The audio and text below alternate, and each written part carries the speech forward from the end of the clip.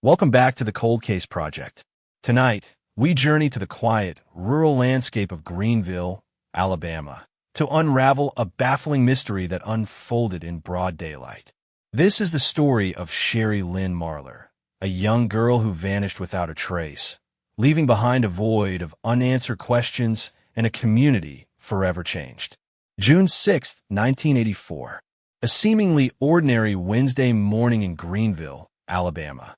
But for 12-year-old Sherry Lynn Marler, this day would become the last time she was ever seen. Sherry, tall for her age, could easily pass for 16 or 17. Born on August 8, 1971, she would be 52 years old today. Sherry was a tomboy through and through. Her family affectionately called her Little Farmer Sherry. She lived on a sprawling 400-acre farm with her mother, Betty, her stepfather, Raymond Stringfellow, and her siblings. Raymond described her, saying she was a tomboy and didn't like school. Her pride and joy was that she could operate the tractor. If any of my kids could be a farmer, it would be her. Sherry loved country music, especially Kenny Rogers, and spent countless hours zipping around on her moped, proudly accumulating over 1,000 miles. She was a rough-and-tumble kind of girl, happiest with her hands in the dirt. On that particular Wednesday morning, summer had just begun for Sherry, having just finished 6th grade. She was looking forward to starting 7th grade in the fall. She woke up on the living room couch, where she was sleeping due to a visiting relative, to the sounds of her stepfather, Raymond, making coffee. Raymond had a busy day ahead, needing to go to the bank for a farm loan extension and work on the combine, among other chores. Sherry came into the kitchen, putting on her shoes, and when Raymond asked her where she was going, she simply replied, "With you." They worked on the combine for a bit, then rode around to check on crops. Finally, around 9 a.m., they headed into downtown Greenville. They pulled into a parking lot shared by several businesses, including the First National Bank. Sherry, dusty from farm work, didn't want to go inside the bank. As Raymond got out of his red pickup truck, he put $1 on the seat for Sherry to buy a soda from the gas station across the street. Raymond heard the passenger door open and close, but it's unclear if he actually saw Sherry walk across the street towards the Chevron gas station, where there was a soda machine. Raymond was in the bank for about 15 minutes. When he returned to his pickup truck, Sherry was nowhere to be found. Raymond knew Sherry was eager to get back home to watch her favorite soap opera. He began searching for her, walking around the streets, checking nearby. After about 25 minutes, he called the nearby Waffle House where Betty, Sherry's mother, was working, but Sherry hadn't shown up there. Sherry often stopped into farm supply shops, so Raymond checked all her favorite spots, but no one had seen her. At 11:46 a.m., Raymond reported Sherry missing. The Greenville police immediately began canvassing the area. They didn't believe she had run away, as she had nothing with her. No one reported seeing anyone strange around Greenville that day. The next day, Thursday, June 7th, police called all of Sherry's friends, but no one had heard from her. Her photo was broadcast around Alabama, hoping someone would recognize her. Searches continued around the downtown Greenville parking lot where she was last seen, but there was no sign of Sherry. By Friday, June 8th, Sherry had been missing for 2 days. The Butler County Sheriff launched an airplane to help search, but still nothing. The initial thought that Sherry might have run away slowly diminished. Police usually track down runaways within a few days, but with each passing hour, their worry grew and foul play became a strong suspicion. Sheriff Parker Worthington stated, "We've also been riding the roads and talking with people everywhere, but we haven't had any luck. We're going to do all we can for as long as we can." The search continued quietly. By July 16th, over a month after Sherry vanished, police officially suspected foul play. A $2,000 reward was offered for information, but all tips fizzled out. Dozens of people were interviewed, but no suspects were identified. Sherry's family believed she was kidnapped. Raymond, her stepfather, said, "I believe somebody took her. I think she's been kidnapped."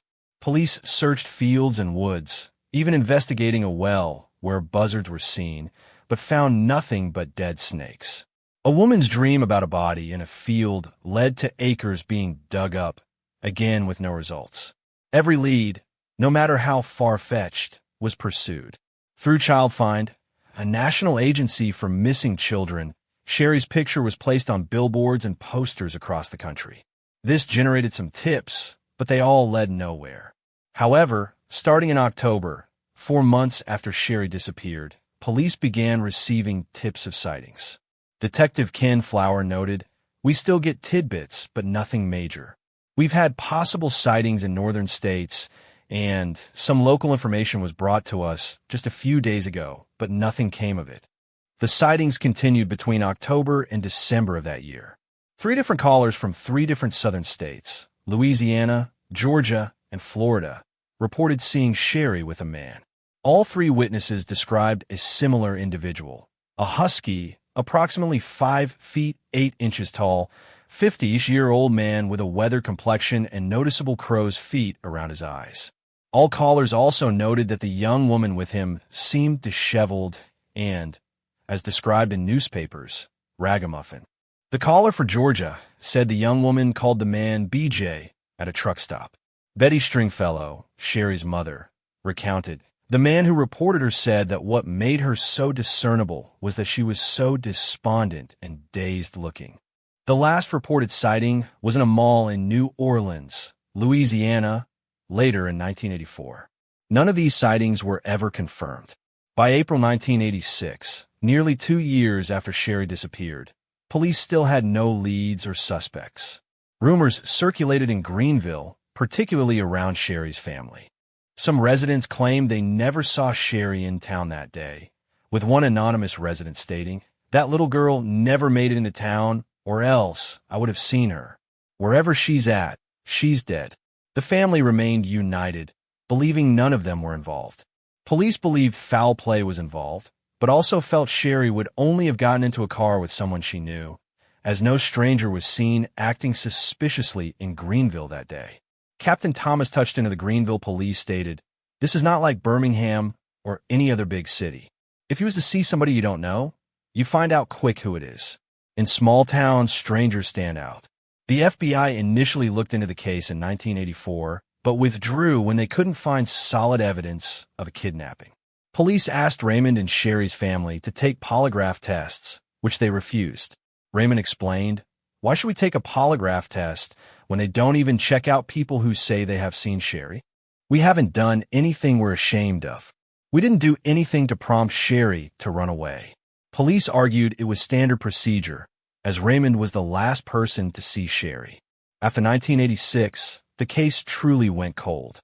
Over the years, any remains found in the southern states that could be a match for Sherry were compared, but none were hers. Sherry's family remained committed to bringing her home. In 2003, Betty, Sherry's mom, expressed her enduring pain, "I wish I could see her again. Not a day goes by that I don't think of her." In 2005, Police Chief Lonzo Ingram told local media he believed Sherry was murdered the day she disappeared and that he had a suspect in mind, but doubted he'd ever bring him to justice.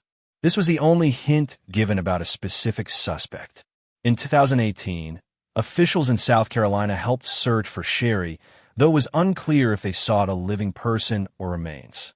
A Facebook group, Sherry Lynn Marlar Still Missing, is dedicated to finding her. They have a theory that Sherry was killed by someone she knew, not a family member, and her body was fed to hogs on Hog Farm.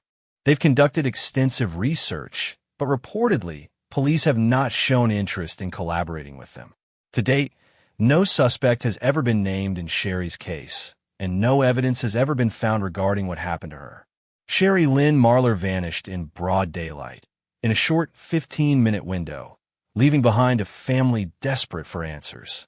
It's every parent's nightmare, a child disappearing without a trace. The questions linger. Who was the man described by witnesses? What happened during those crucial 15 minutes? If you know anything about the disappearance of Sherry Lynn Marlar in June of 1984, or her whereabouts today, please call the Greenville Police Department at 334-382-3107.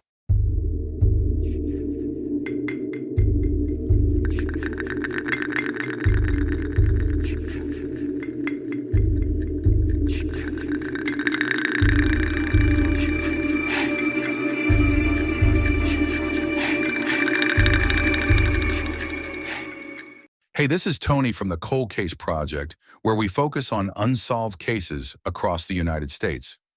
Our mission is to bring attention to these unresolved mysteries that need your help. All the information we cover in these cases is readily available on the internet, but we rewrite and repurpose it for the purpose of these videos. Our goal is to spread the word about the thousands of unsolved cold cases still out there. Thank you for watching. If you want to help shed light on these cases, make sure to like and subscribe for more content. Your support can make a difference.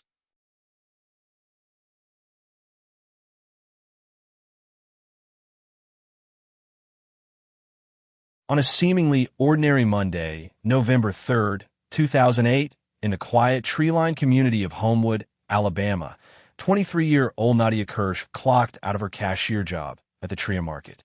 It was precisely 1 p.m., a time ingrained in her daily routine, a moment she looked forward to more than any other, picking up her beloved 1-year-old son from daycare. But Nadia never arrived at that daycare. To truly grasp the profound depth of this tragedy, we must first understand the woman at its heart, Nadia Kirsch. Born in Russia, her earliest years were spent within the stark confines of an orphanage, a challenging and formative start that, rather than breaking her spirit, forged within her a remarkable resilience and an unwavering independence. She learned early to rely on herself, to navigate the world with a quiet determination. Those who knew her in Alabama described her as fiercely independent, incredibly reliable, and possessing a deep sense of responsibility. Yet, beneath that strength lay a trusting heart, a vulnerability that may have ultimately played a role in her fate. Above all else, Nadia was a devoted mother. Her 1-year-old son was not just a part of her life. He was her entire world, the center of her universe. The very thought of her abandoning him, of willingly walking away from the child she cherished above all else, was simply inconceivable to anyone who knew her. Her life, marked by both early struggles and profound affection, made her sudden and utterly uncharacteristic disappearance all the more heartbreaking and perplexing. The alarm bells began to ring almost immediately, a cacophony of fear in the absence of Nadia's return. The very next day, a crucial and deeply unsettling clue emerged. Nadia's distinctive red Chrysler Sebring convertible, bearing Alabama license plate 2D5202F, was found abandoned. It wasn't parked neatly on a main street or even in a residential driveway. Instead, it was tucked away, almost hidden, in a desolate, forgotten alley in West Birmingham, Alabama. The location itself was ominous, a place where a car is left not by choice, but by force. 3 days after that, another piece of the puzzle surfaced, equally disturbing and even more chilling: Nadia's purse. It lay discarded under an overpass near some desolate railroad tracks, about 100 yards from where her car had been found.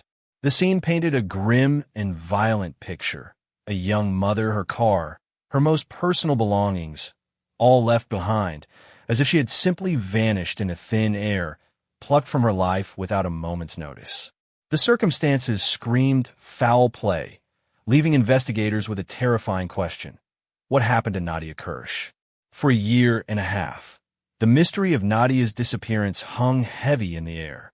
Then, in May 2010, authorities finally made a significant move. Joaquin Megawil Haywood was charged with capital murder in Nadia's case. Haywood was no stranger to the investigation. He had dated Nadia, and investigators confirmed he'd been a person of interest from the very onset of their inquiries. The theory put forth by authorities was grim. They believed he killed her during a botched burglary at her apartment, a violent confrontation that went terribly wrong. A crucial piece of testimony emerged from a witness who lived nearby Nadia's apartment. She recounted a chilling sequence of events. She saw a driver in a black SUV pull up to Nadia's apartment building and go inside. Soon after, Nadia herself arrived, likely unaware of the danger lurking within her own home. Then, chillingly, the witness heard a cry and a crash, sounds of struggle and violence emanating from the apartment. It was a detail that resonated deeply with investigators, as Joaquin Haywood, it was known, drove a black SUV. The pieces seemed to be falling into place, pointing directly to a violent confrontation within Nadia's own residence. In the summer of 2011, just as the case seemed to be moving forward, offering a glimmer of hope for justice, it took a devastating and unexpected turn.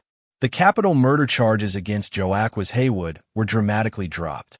A judge ruled that the prosecution had failed to uphold Haywood's constitutional right to a speedy trial, a fundamental tenet of the justice system.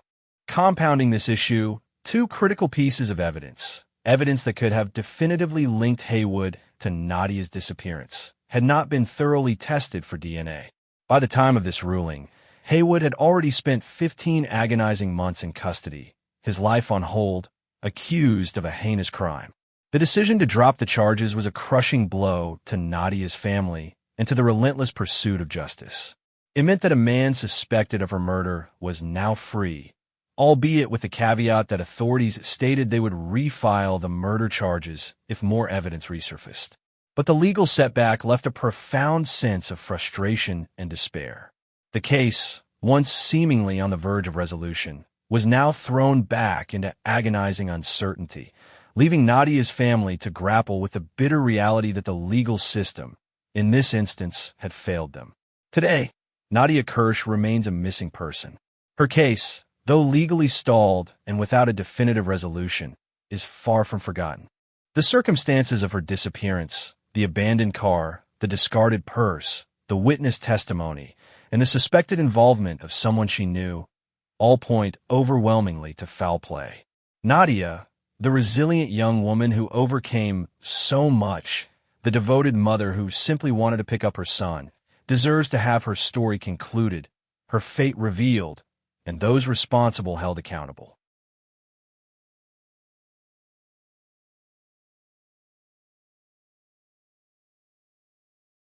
In the late autumn of 2000, as the chill of November settled over Huntsville, Alabama, a young man named Travis Massey seemingly vanished into thin air. His disappearance was not a quiet fading, but a sudden vanishing act, leaving behind a trail of unsettling questions and a chilling connection to a brutal murder. This is the story of Travis Massey, a man last seen in a red pickup truck, whose fate remains unknown, swallowed by a mystery that has haunted Alabama for over 2 decades. The last confirmed sighting of Travis Massey occurred on November 30th, 2000, in Huntsville. Witnesses later told authorities a crucial detail. Travis was seen inside a red 2001 Ford pickup truck, and he wasn't alone. With him was Alfred Sonny Hardy III. This moment, inside that truck, marks the final time anyone reliably saw Travis Massey. After that, the silence began. He was never heard from again. The red pickup truck, a seemingly ordinary vehicle, would become a central, silent witness in the unfolding mystery. Sometime after Travis vanished, the vehicle itself was discovered. It was found abandoned in Cullman County, Alabama, some distance from Huntsville. The truck's owner, when questioned by authorities, was unable to provide any information regarding Travis's whereabouts. The vehicle offered no immediate answers, no obvious clues as to what had transpired within its confines or where Travis might have gone. The mystery deepened.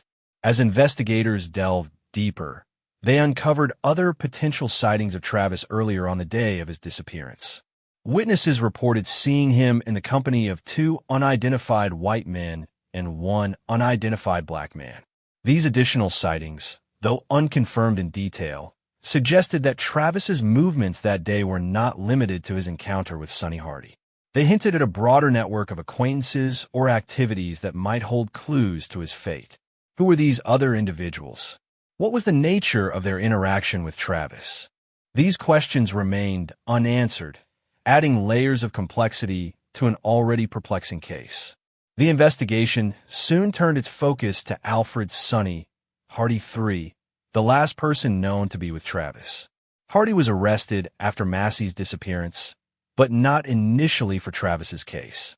Instead, he was charged with a separate brutal crime, the November 2000 murder of Derwin Tyrone Hawk. Authorities believe that Hardy had killed Hawk inside a residence on Medeiros Road in Huntsville.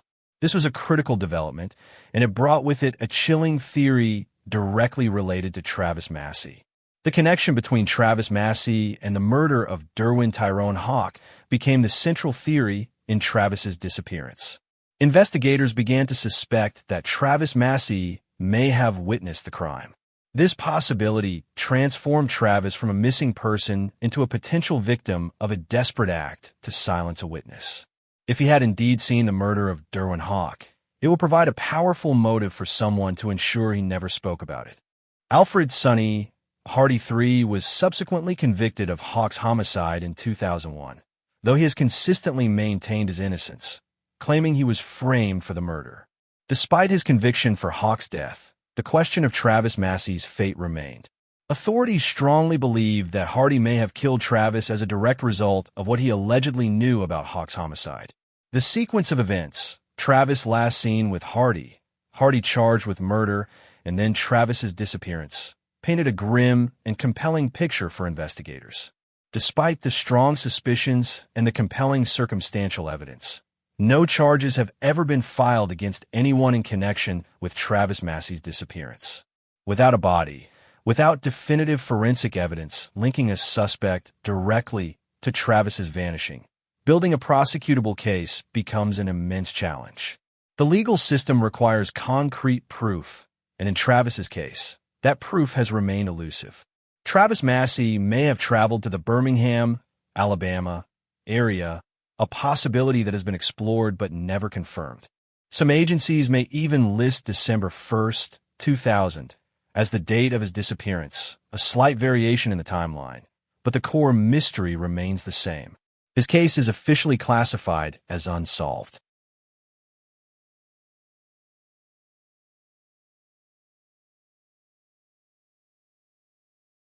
In the quiet, close-knit community of Jasper, Alabama, September 11th, 1991, dawned like any other Wednesday. For 26-year-old Carolyn Lawson, it was a time of immense promise and burgeoning success. Born and raised in Jasper, she was the beloved daughter of a Tennessee millionaire, a young woman who had just achieved a significant milestone, graduating from the prestigious University of Alabama's law school. She had recently taken her bar exam, the final hurdle before embarking on a bright legal career, and had already secured a coveted position with a local law firm. Life was unfolding beautifully for Carolyn and her husband of 2 years, Earl Lawson, who was also pursuing his legal studies. They shared a comfortable home in Jasper, building a future together. But on this particular morning, the promise of a new day would be brutally shattered, replaced by a nightmare that would forever haunt their lives. It was still the early morning hours when the telephone at the Lawson home rang, piercing the pre-dawn stillness. Carolyn, ever diligent, answered. On the other end, a woman's voice, calm and authoritative, identified herself as a nurse from the Walker Regional Medical Center. The news she delivered was urgent and alarming. Earl's father had suffered a severe heart attack and was at the hospital in critical condition. They needed to come immediately. This wasn't entirely unexpected. Earl's father had been experiencing some health issues in recent months, lending an air of authenticity to the chilling deception. Without a moment's hesitation, Carolyn and Earl sprang into action.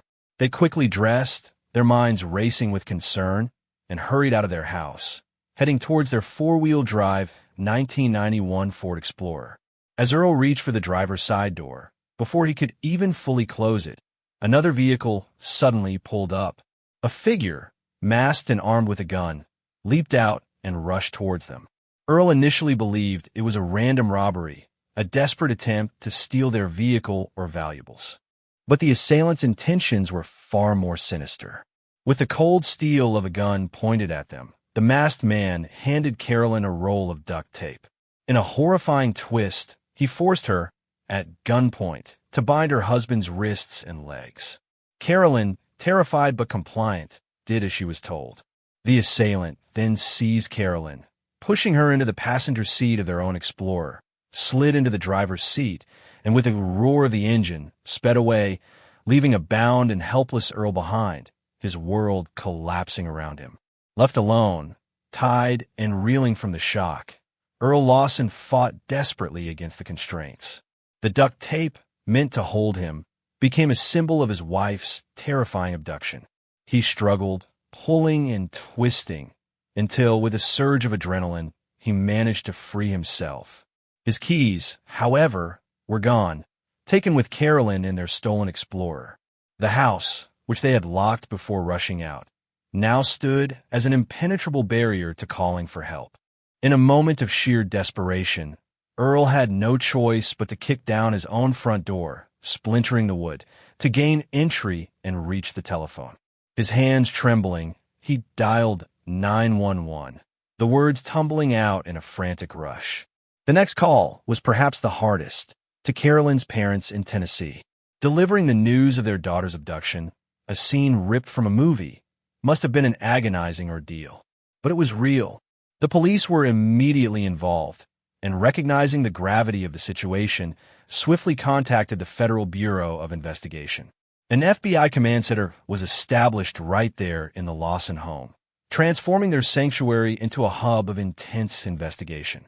Carolyn's family and relatives from across the country flew to Alabama, their hearts heavy with dread, yet clinging to the desperate hope that this was all a terrible misunderstanding, and Carolyn would be returned very, very soon. That hope, however, would prove to be a cruel illusion.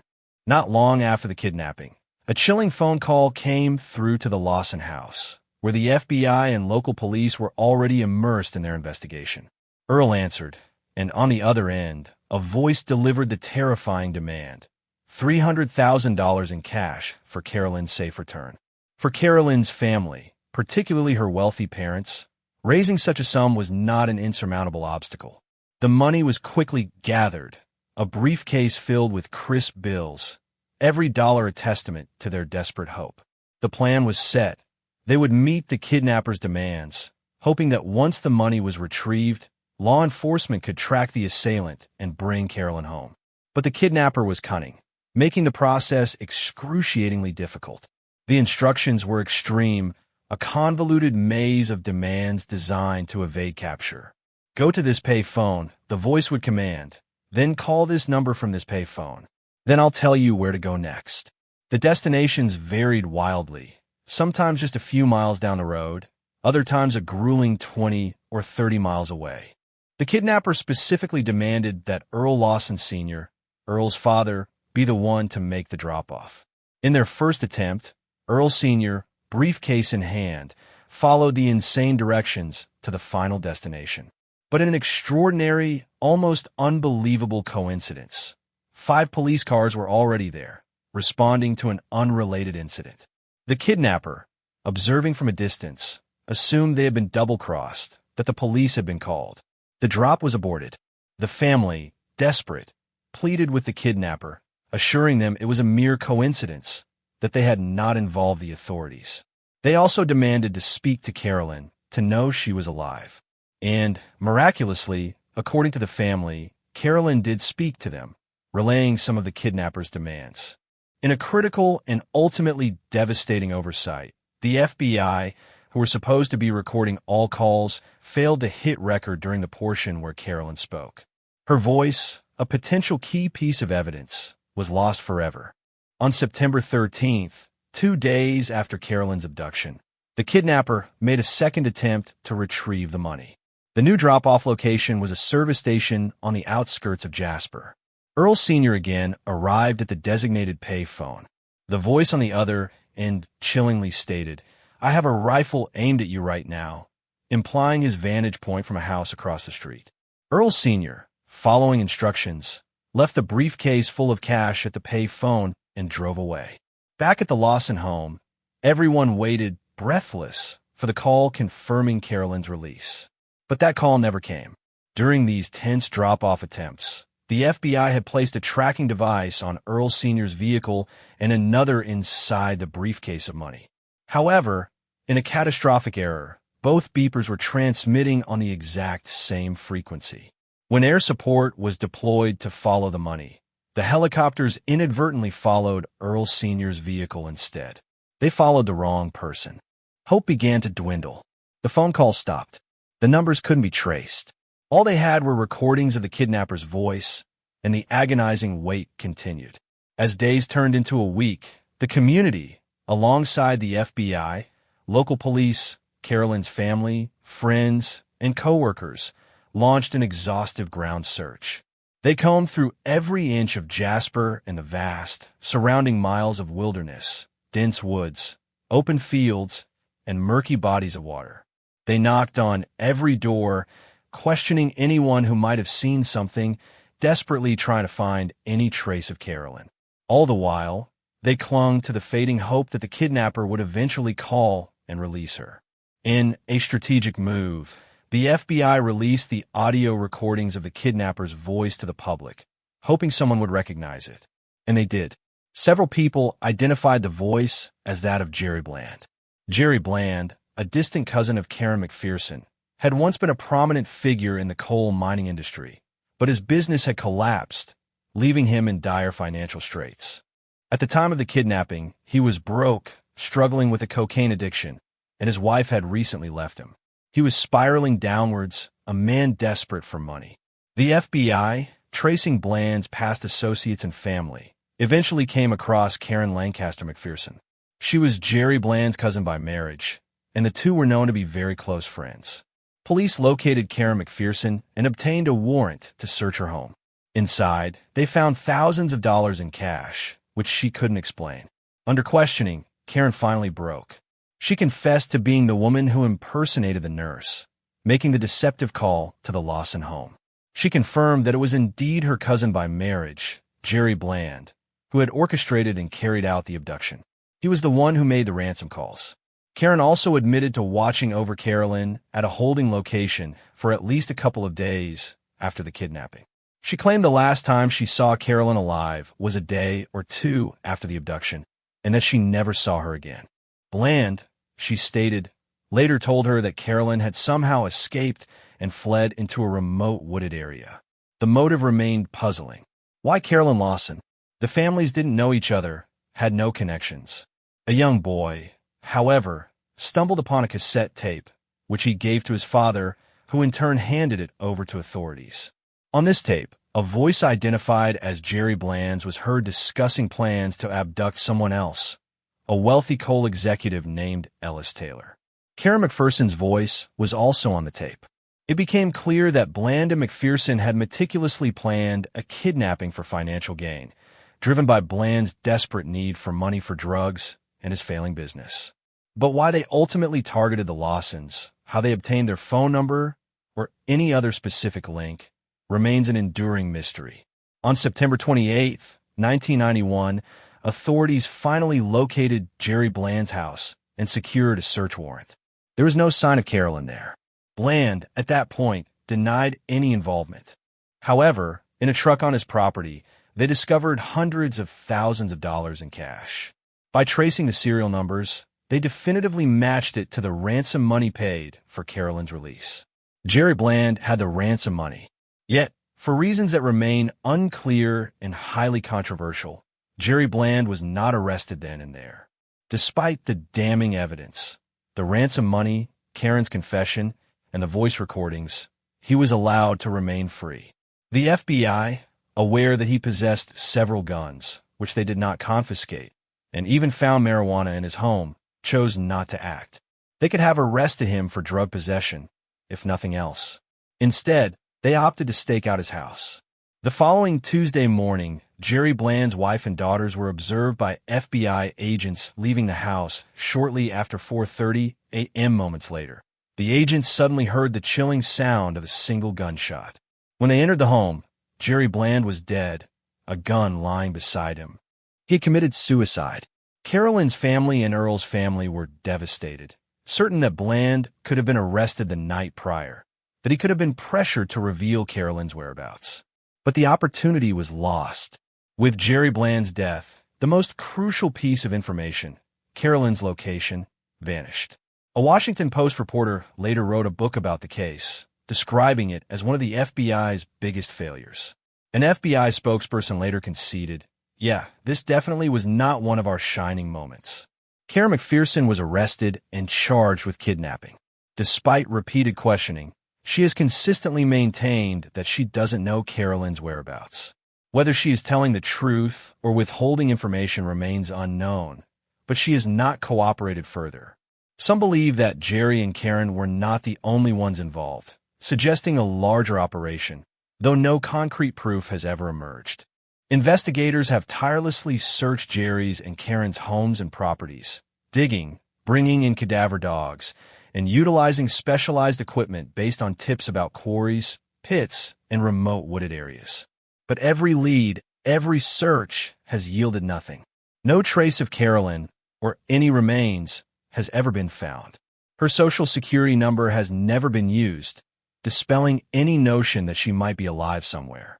Many investigators hold a strong belief that Carolyn's remains are buried in an abandoned coal mine somewhere between Jasper and Tuscaloosa, Alabama. This theory is fueled by Jerry Bland's background as a coal mining executive with significant business connections in those areas.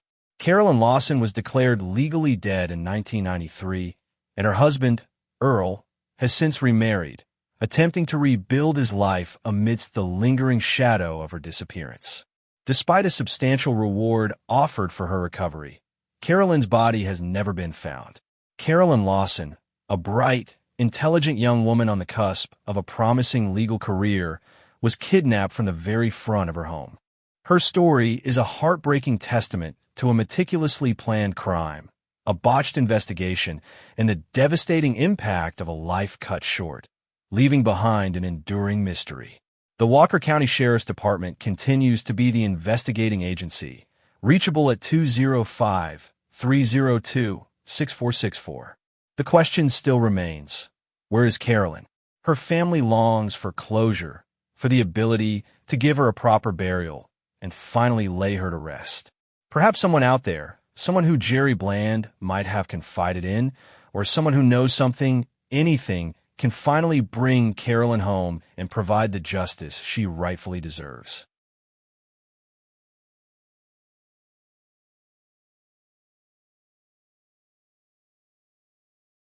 In the heart of Birmingham, Alabama, the dawn of May 18, 2005, brought with it the usual rhythm of a city awakening. For 54-year-old Nancy Lewis, this Wednesday morning began as countless others had before it. A dedicated and reliable employee, Nancy had spent 7 years as a cook at the bustling Children's Hospital.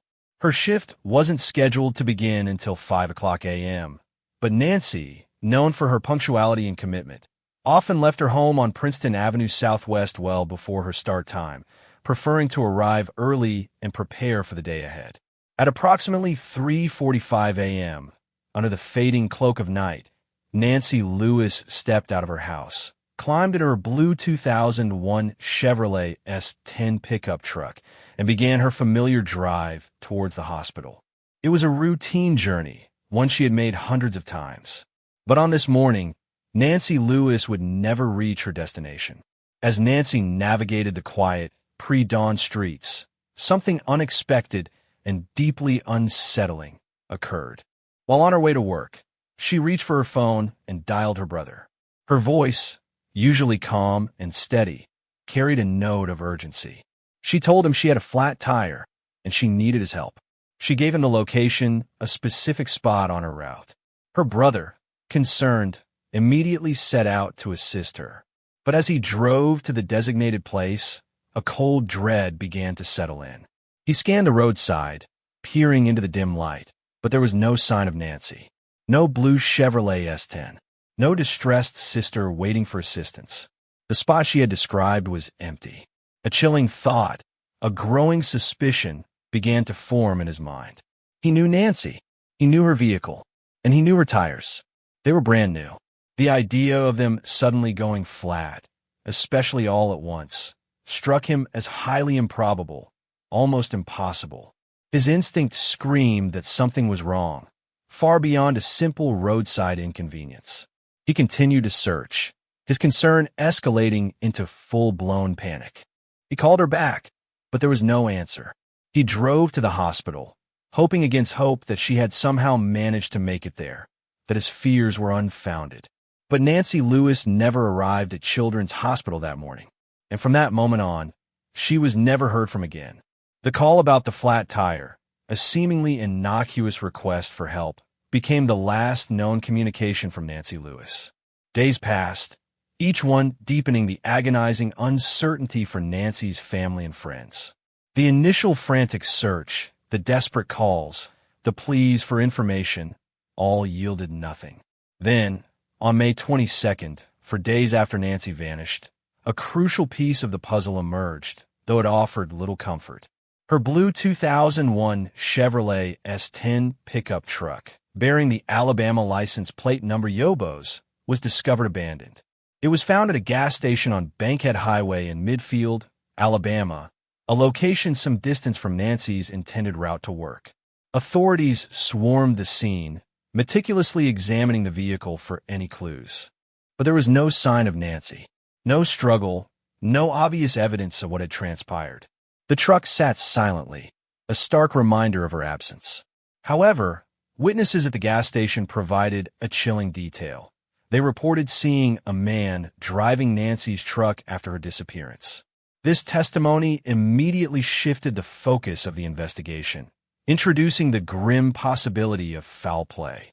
The flat tire story, the abandoned truck, the unknown man behind the wheel. A disturbing narrative began to take shape, one that pointed away from a simple disappearance and towards something far more sinister.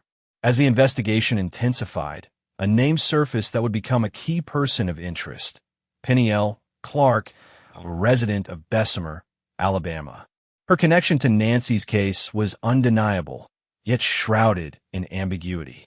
Penny Clark's fingerprints were found on Nancy Lewis's abandoned pickup truck. This forensic evidence placed her directly at the scene, or at least in contact with the vehicle, after Nancy's disappearance. Authorities, however, were cautious in their language. They were not, and are still not, referring to Penny Clark as a suspect in Nancy's vanishing. Instead, they classify her as a person of interest. This distinction is important.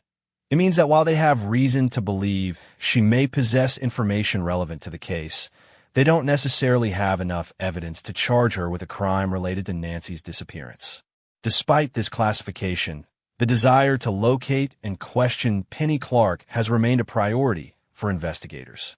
Her fingerprints on the truck, combined with the witness sightings of a man driving it, suggest a complex web of events that authorities desperately need to unravel. What was her connection to Nancy's truck? How'd her fingerprints get there? And what, if anything, does she know about Nancy Lewis's last moments or her current whereabouts? These questions linger, unanswered, as Penny Clark's role in this enduring mystery remains undefined. The investigation into Nancy Lewis's disappearance also brought another name into focus: John Dubose. His connection to the case is less clear, but his presence on the periphery of the investigation adds another layer of complexity. John Dubose was jailed on unrelated charges sometime after Nancy vanished. This means he was already in the system, already known to law enforcement, but not for anything directly linked to Nancy's case at that time. He remained incarcerated for several years, until his release from custody in 2010. And then, he too seemed to vanish. His whereabouts after his release are unknown. This creates another frustrating dead end for investigators. Did John Dubose have any knowledge of Nancy's disappearance? Was he involved in any capacity, even indirectly? His past incarceration on unrelated charges, combined with his subsequent disappearance from the public record, raises questions that authorities would undoubtedly want to ask. But without knowing where he is, those questions remain unasked, and potentially crucial information remains locked away. The paths of Penny Clark and John Dubose, two individuals deemed persons of interest, intersect with Nancy's case, yet neither has provided the breakthrough needed to solve this perplexing mystery. More than 20 years have passed since Nancy Lewis left her home for work and disappeared. The initial hope that she would be found quickly has long since faded, replaced by a grim reality. Foul play is strongly suspected in Nancy Lewis's case. The circumstances surrounding her last known moments, the abandoned truck, the witness sightings, and the presence of persons of interest all point towards a conclusion that is deeply unsettling.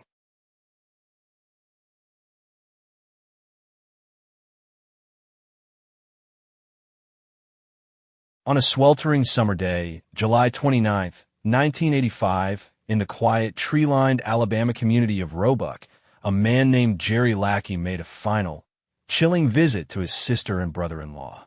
The air hung heavy with heat and an unspoken tension, a stark contrast to the profound, unsettling revelations that were about to unfold. What transpired in those fleeting moments would launch a desperate, decades-long search and leave behind a haunting mystery that continues to echo through the years, a silent testament to a life consumed by inner demons. This is the story of Jerry Lackey, a man tormented by his past, who walked away into the dense, oppressive woods with a grim, meticulously planned intention and was never seen again. Jerry arrived at their home, not for a casual, comforting visit, but with a heavy, unbearable burden he felt compelled to unburden. His demeanor was solemn, his eyes perhaps holding a distant, resolute sadness. He quietly handed his brother-in-law 3 sealed letters, their weight in his hand a somber premonition of what was to come. The contents, he implied, were a final message, a last will and testament of a life he intended to end. Then, in a moment that must have frozen his brother-in-law's blood, Jerry revealed his plan with a chilling clarity. He intended to commit suicide. He opened his backpack, not to reveal everyday items, but to display the cold, hard tools of his despair. Inside lay a sawed-off 20-gauge shotgun and a .357 caliber Magnum revolver, weapons of lethal intent. But there was more. A trenching tool, its purpose grimly evident, and a sketch, a crude, hand-drawn map that appeared to be of a cave or a mine, hinting at a chosen, secluded final resting place. With these grim revelations, spoken with an unnerving calm, Jerry turned and walked away, disappearing into the oppressive, humid summer heat, leaving his brother-in-law stunned and terrified. Jerry Lackey's life, as revealed in his poignant, deeply personal notes, was a tapestry woven with threads of profound sadness and lingering trauma. He wrote of being tired of living, a weariness that had settled deep within his soul, a fatigue far beyond physical exhaustion. A decade prior, his wife had left him for another man, a devastating blow from which he never seemed to recover. The abandonment had left an emotional scar so deep that he hadn't dated anyone since, retreating into a solitary existence. Then, in 1983, a cruel, almost unbelievable twist of fate added another layer of grief. His ex-wife was tragically murdered by her new husband. This senseless act, coming so soon after his own personal heartbreak, must have compounded his sense of despair and the unfairness of life. But perhaps the deepest, most insidious wounds were invisible, carried from the brutal battlefields of Vietnam. Jerry had served with the Army, and his experiences in the war had left him profoundly traumatized. The horrors he witnessed, the comrades he lost, the constant threat of death, these memories had etched themselves onto his psyche, manifesting as what we now understand as post-traumatic stress disorder. He fought a silent battle long after returning home, a war that continued to rage within him, unseen by most, but ultimately consuming his will to live. In his final, agonizing writings, Jerry laid out his desperate plan with chilling, almost clinical clarity. He intended to walk deep into a secluded area in the dense woods, somewhere near the St. Clair-Jefferson County line, a remote and unforgiving landscape. There, he would dig his own grave, a final solitary act of self-interment, and end his life. He expressed a haunting, almost poetic wish that his body would never be found, that his final resting place would remain a secret, lost to the world. That very night, as darkness fell and the summer air grew heavy, his silver 1982 Chevrolet pickup truck was discovered abandoned. It sat on Weaver Avenue, a quiet stretch of road less than 100 yards from Interstate 20 in St. Clair County.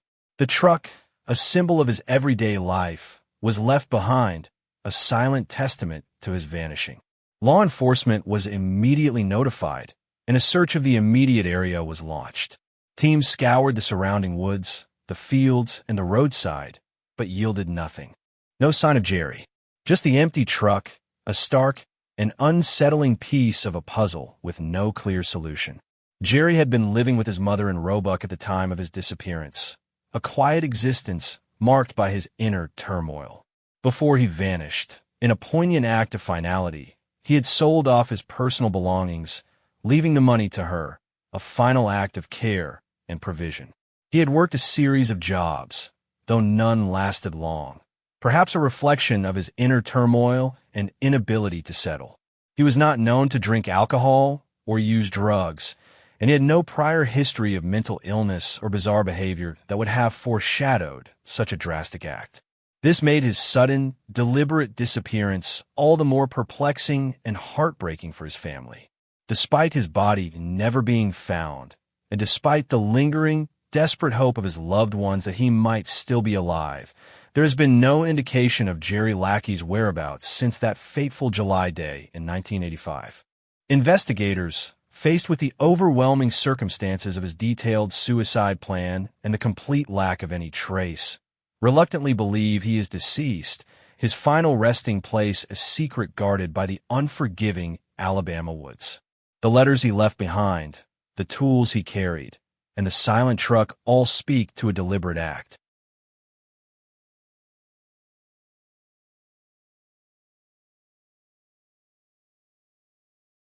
On a chilly February night in 2011, a routine errand became the last known act of a quiet man's life. At approximately 10 p.m. on February 4th, Shep Leonard was seen leaving a Walmart on Highway 280 in Sylacauga, Alabama. His mother, who worked at the register there, saw him, and they shared a normal, everyday conversation. It was a moment of mundane familiarity, utterly devoid of any hint of the terrifying mystery that was about to unfold. Shep Leonard would speak to someone on the phone the very next day, February 5th. After that, he was never heard from again.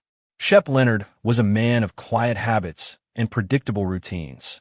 Those who knew him understood that his life was structured, a comforting rhythm that rarely deviated. He wasn't one for spontaneous trips or sudden changes in plans. This established pattern made his disappearance all the more alarming. He lived his life with a certain independence, yet maintained a close and consistent connection with his family, particularly his mother. Being out of touch with them, especially for an extended period, was entirely uncharacteristic. This reliance on routine, this steadfast connection, became the very foundation upon which the mystery of his vanishing was built. It was clear to his loved ones that something profoundly out of the ordinary, something deeply wrong, had occurred. The last confirmed sighting of Shep Leonard was that Friday night at Walmart. His conversation with his mother at the register was unremarkable, filled with the usual pleasantries and updates that passed between his son and his parent. There was no argument, no sign of distress, no indication that anything was amiss. It was, by all accounts, a perfectly normal interaction. The next day, February 5th, Shep made a phone call. The identity of the person he spoke to and the content of that conversation remains a crucial, yet undisclosed, detail in this baffling case. This phone call marks the final confirmed instance of anyone hearing Shep Leonard's voice. After that, the silence began, a silence that would stretch into days, weeks, months, and ultimately years. The first tangible clue to Shep's disappearance emerged on February 6th, 2011. A police officer noticed Shep's black, four-door, 1999 Pontiac Grand AM on the roadside. It wasn't in Sylacauga, but near a Walmart in the Chelsea, Alabama area, some distance from his home. The officer, perhaps noting its unusual placement or simply its prolonged presence, made a mental note.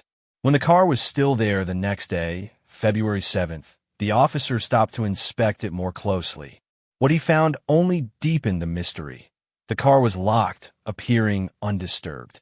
There were no signs of forced entry, no shattered windows, no obvious damage.